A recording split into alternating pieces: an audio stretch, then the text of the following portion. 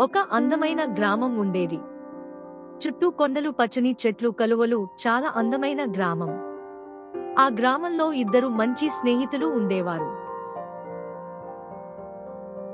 ఒకడు రాము, ఇంకొకడు శ్యాము. వీరిద్దరూ చిన్నప్పటినుంచి కలిసి పెరిగారు. కాని ఇద్దరి ఆలోచనలు, నడవడికలు పూర్తిగా భిన్నంగా ఉండేవి. రాము ఎప్పుడూ మంచిగా ఆలోచించేవాడు. ఇతరులకు సహాయం చేయడం, నిజాయితీగా ఉండడం అతని లక్షణం. శ్యాము మాత్రం స్వార్థపరుడిగా ఉండేవాడు. అందరినీ మోసగిస్తూ ఉండేవాడు. ఒకసారి వాళ్ళ ఇద్దరూ అడవిలోకి వెళ్లారు. అక్కడ వాళ్లకు ఒక బంగారు కలశం దొరికింది.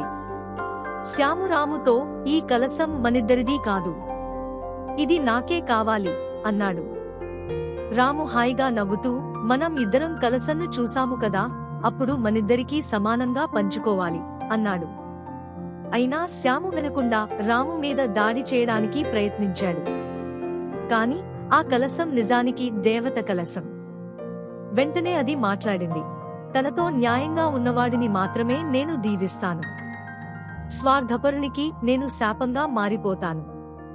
అలా చెప్పగానే కలశం నుంచి మట్టిపాటు దూసుకొచ్చి శ్యామును తగిలింది. అతను అక్కడే చిత్తవైపోయాడు. రాము అయితే మానవత్వం చూపినందుకు కలశం అతనికి ఎంతో సంపద ఇచ్చింది.